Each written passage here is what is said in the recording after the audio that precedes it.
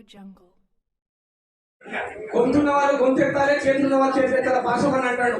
వర్ధిల్లాలి బహుజన ఐక్యత, వర్ధిల్లాలి భారత రాజ్యాంగం, వర్ధిల్లాలి భారత రిజర్వేషన్లు, వర్ధిల్లాలి బహుజన ఐక్యత.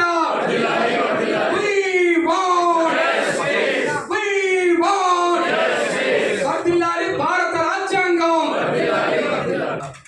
దాస్ సురేష్ గారు మిగతా వచ్చిన మిత్రులందరూ కూడా జేపీ.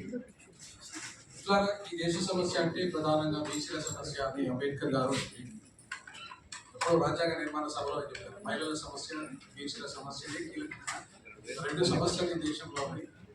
ఆ రెండు సమస్యలను పరిష్కరించడమే నా బాధ్యత అని చెప్పి ఆయన ఆ సమస్యలు పరిష్కారం జరగకపోయేసరికి రాజీనామా చేసి వెళ్ళారు. తన న్యాయశాఖ మంత్రి పదవికి రాజీనామా చేసినప్పుడు స్పష్టంగా ఆయన మనం ఈ దేశంలో స్వతంత్రం 52% ఉన్న బీసీలకు 50% ఉన్న మహిళలకి ఈ రిజర్వేషన్ ఫలాలు దక్కాలి. మహిళలకు 50%, బీసీలకు 50% రిజర్వేషన్ దక్కినప్పుడే వాళ్ళ యొక్క ప్రాతినిధ్యం. రిజర్వేషన్ అనేది పిచ్చే కాదు. చాలా మంది రిజర్వేషన్లు బాబునాల్లో అయ్యే జాగ్రత్త కూడదు. ఎందుకంటే నేను బాబునాల్లో అయ్యే జాగ్రత్త ఎందుకు మాట్లాడుతున్నాను, మా ప్రొఫెసర్ అనుకుమార్ గారు కూడా బ్రాహ్మణుడే, ఆయన వర్తించేది. కానీ ఇది బాబునాల్లో అయ్యే జాగ్రత్త కాదు. భారతదేశము చెప్పాల్సుకునే సందర్భంగా ఈ దేశాన్ని ఇవాళ అధ్వాన స్థాయిలో ఉంచడానికి కారణము ఈ 3% ఉన్న బ్రాహ్మణులు. ఈ 3% ఉన్న బ్రాహ్మణులు ఈ దేశాన్ని సర్వనాశనం చేసి కూర్చొని పెట్టాను. అది మార్క్సిస్ట్ బ్రాహ్మణులైనా, అది కాంగ్రెస్ బ్రాహ్మణులైనా, అది బీజేపీ బ్రాహ్మణులైనా, మరొక బ్రాహ్మణులైనా ఈ దేశాన్ని సర్వనాశనం చేసి కూర్చొని పెట్టింది బ్రాహ్మణులు. ఇప్పటికి ఇంకా బ్రాహ్మణులను మనం నెత్తి మీద పెట్టుకున్నాం, బ్రాహ్మణ గారిని నెత్తి మీద పెట్టుకుంటున్నాం. అందుకే బీసీలోకి ఇవాళ అధికారం రావడం. అందుకే ఇవాళ ఇంకా 78 సంవత్సరాల తర్వాత కూడా రాజ్యాంగం రక్షణ కావాలి, రిజర్వేషన్లు కావాలి అని మాట్లాడుతున్నాం మనం. సిగ్గుచేటి దేశంలో 78 సంవత్సరాల తర్వాత రిజర్వేషన్ కావాలని చెప్పేసి అడుకోవడం అనేది సిగ్గుచేటి అంటున్నా నేను. 93% జనాభా కలిగిన ఈ బహుజన సమాజం తెలంగాణలో 80% ఈ దేశంలో ఉండి మాకు ఇంకా రిజర్వేషన్ ఇవ్వండి అంటే అడుకోవడమే ఈ దేశంలో సిగ్గుచేటి. ఎప్పుడో 50లో జరగాల్సిన చర్య ఇది. రాజ్యాంగ నిర్మాణ సభ జరగాల్సిన చర్య 78 సంవత్సరాల తర్వాత అడుక్కోవడం అనేది సిగ్గుచేటు. ఏమండి 4% లేని రెడ్లు అధికారం తీసుకొచ్చుకొని 58 పోస్టులు తెచ్చుకున్నారు వాళ్ళు. కీలకమైన మొత్తం శాసనము, కార్యవర్గము లేదా న్యాయ వ్యవస్థ అన్ని గుప్పిటా పెట్టుకున్నారు వాళ్ళు. ఆఫ్టర్ 4% లేని రెడ్లు తెలంగాణలో 52% ఉన్న బీసీల అధికారులను తెచ్చుకోకుండా ఈ రెడ్ల చుట్టూ, ఈ కమ్మల చుట్టూ, ఎలమల చుట్టూ, బాబుల చుట్టూ 1 సీటు ఇయ్యి, 2 సీట్లు ఇయ్యి, ఎవడే సొమ్ము 2 సీట్లు ఇవ్వడానికి నీ బాబు జాగిరా? ఇదేమన్నా ప్రజాస్వామ్యం? కాంగ్రెస్ అయినా, బీఆర్ఎస్ అయినా, మరొక పార్టీ అయినా, మరొక పార్టీ జాగిరా? బాబు జాగిరా? Is it private estate of anybody? It is a public institution. It is a public right. Reservation is a fundamental right. It is not a mercy. ఒక ఫండమెంటల్ రైట్, ఒక ప్రాథమిక హక్కును ఒక భిక్షగా మార్చింది. వాళ్ళ ఒక భిక్షగా మార్చడానికి కారణం ఎవరు? పాలక సమాజం కాదా? ఈ పాలక సమాజం ఎవరు? బీసీలు ప్రధానమంత్రిగా ఉండడం ఓకే సార్, నేను నరేంద్ర ఇది బీసీ ప్రధానమంత్రి అనుకోను. దయచేసి మీరు ఏమని అనుకోండి. ఎందుకంటే ఇవాళ నేను ఎందుకు ఇప్పుడు ఆత్మగౌరవంగా ఎదిరిపోవాలనుకున్నానంటే షెడ్యూల్ కులాలకి బీసీలు ప్రధాన శత్రువులు అని చెప్పేసి ఏదైతే వాదం ఉందో అది కూర్చొనే మాట్లాడతారు. అప్పుడే వెంకటయ్య గారు ఉన్నారు, బిఆర్ నాగమణి అనాదిగా ఆయన నిజంగానే చాలా లోతైనటువంటి మనిషి. ఆ రీతిలో శ్రీశైలం యాదవ్ గారు ఉన్నారు, మా అన్న అగ్రజుడు భాష యాదగిరి గారు ఉన్నారు, నా సోదరుడు అనిల్ గారు ఉన్నారు, అనిల్ కుమార్ యాదవ్ గారు నూతన తేజం, ఉత్తేజం, తెలంగాణ నుంచి ఒక సంకేతం. బహుజన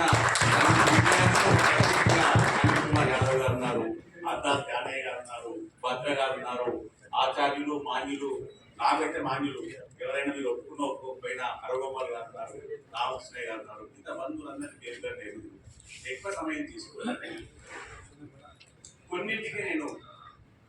కొన్నింటినే ప్రస్తావన చేయదలుచుకున్నాను. బహుజన హిత తెలంగాణ ఉద్యమం జరుగుతా ఉంది.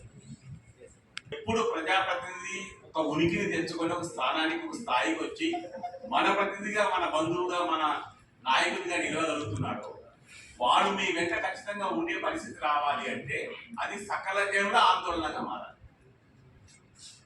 మన సమూహంలో ఉన్నటువంటి వైషమ్యాలని కులాల వారీగా కానివ్వండి, కులాలలో ఉన్నటువంటి ఉపకులాల వారీగా కానివ్వండి, ఇంతటి అంటే ఇది ఒక కొత్త చైతన్యం దాస్ సురేష్ తీసుకొచ్చింది. ఈ సురేష్ బహుజనానికి దాసునిగా ఇంత సేవ చేస్తున్నప్పుడు దాన్ని సాధన చేయాలి. రెండో అంశం నిన్ననే ప్రస్తావన చేసిండు జాతీయ యువ సంచలనం రాహుల్ గాంధీ గారు. అది మామూలు విషయం కాదు.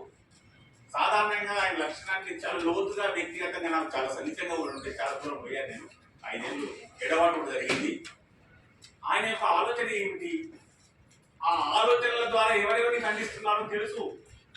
అయ్యా ఆచార్యులారా, మిత్రమా నారగోని, తప్పులు దిద్దుకోవడమే చైతన్యం.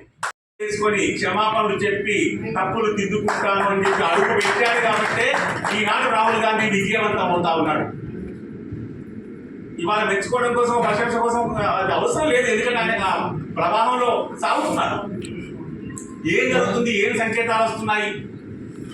రాజ్యాంగం మీద ఎన్నికలలో ఎన్నైనా చర్చ జరిగింది చెప్తున్నాడు. ఏంటంటే బ్యాక్వర్డ్ క్లాస్ మాత్రమే సంచలనమైంది. సాయంత్రానికి బీసీ మోర్చా నుంచి ఒక సీక్రెట్ గా, అది ఆ అధ్యక్షుడికి తెలియదు, ఆ అధ్యక్షుడికి ఇక్కడ బిడ్డడే ఇవాళ రాజ్యసభలో ఉన్నాడు, మిగతా ఎవరికి లేదు, ఒక పత్రం విడుదల చేశారు.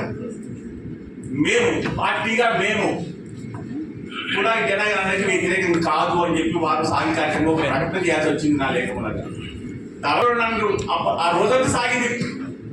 దాదాపు 8 గంటల పాటు జాతీయ స్థాయి సంచలనం జరిగింది. కానీ తెల్లవారికి కనిపించని మరి ఆ తర్వాత ఏం జరిగింది? 1వ వరుస, 2వ వరుస, 3వ వరుస, 4వ వరుస ఆనంద వస్తుంది. అర్థం చేసుకున్నాను. అయిపోయింది. ఇవాళ కుల జనగణన రిజర్వేషన్ అనే విషయాన్ని అధికారంలో ఉన్నవారు చెప్పుకోవాల్సినటువంటి పరిస్థితి రావడమే ఒక రకమైన విజయం. సోదరుని అదొక రకమైన విజయం. మీరు చెప్తున్నటువంటి వాటిలో కొంతమంది గాయంగా కనిపిస్తుంది కావచ్చు, ఎందుకంటే మేము ఆ రంగులు, ఆ రుచులు, ఆ వాసనలో మునుగుతున్నాం. నేను అన్నిటికీ దూరమే మరోసారి నేను రాహుల్ గాంధీ గారి సమక్షంలోకి నేను ఆ పార్టీలోకి ప్రవేశించబోతున్నాను. ఇక్కడ ఆధ్వర్యంలో ఆర్గనైజ్ చేయబడిన ఈ యొక్క రౌండ్ టేబుల్ సమావేశానికి ముఖ్య అతిథిగా వచ్చేసిన మాజీ రాజ్యసభ సభ్యుడు, నాకు గతంలో ఎన్నో సందర్భాలలో కూడా నాకు ప్రోత్సహించి నాకు ఎంకరేజ్ చేసిన ఆనంద్ భాస్కర్ అన్న గారికి, అదేవిధంగా పార్టీలో నాకు ఒక అన్నగా గైడ్ చేస్తూ ఈరోజు నాతో పాటు ఇక్కడికి వచ్చేసిన రేవంత్ అనిల్ అన్న గారికి, పెద్దలు ప్రొఫెసర్ హరిగోపాల్ సార్ గారికి, ప్రొఫెసర్ గాలి వినోద్ సార్ గారికి, సింహాద్రి సార్ గారికి, రామ్ నాయక్ గారికి, రామకృష్ణ గారికి, శ్రీశైలం అన్న గారికి, యాదగిరి అన్న గారికి, అదేవిధంగా ఇక్కడికి వచ్చేసిన ప్రతి ఒక్కరికి కూడా పెద్దలు నారాయణ సార్ గారికి, నిజంగా కూడా ఈ వేదికకు వచ్చిన తర్వాత నేను స్వయంగా రియలైజ్ చేస్తుంది ఏంటంటే, ఈరోజు సమాజంలో ఏదైతే విషయాలు మనం అందరం, కానీ ఇక్కడికి వచ్చి అట్మాస్ఫియర్ చూస్తుంటే మీ అందరి బాధలు ఇస్తుంటే ఇంకా డెమోక్రసీ బతుకుందని నేను భావిస్తున్నాను.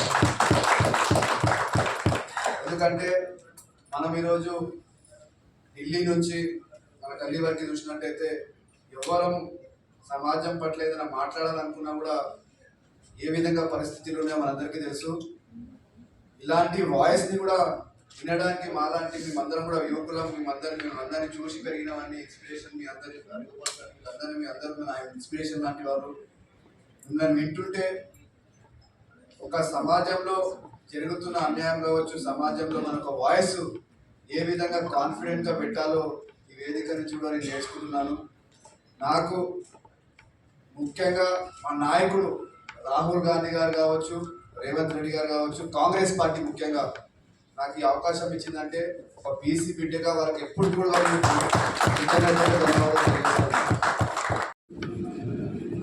మనం ఒక ఆలోచన విధాన్ని చెప్పే విధం ఉంటుంది, చేసే విధానం ఉంటుంది.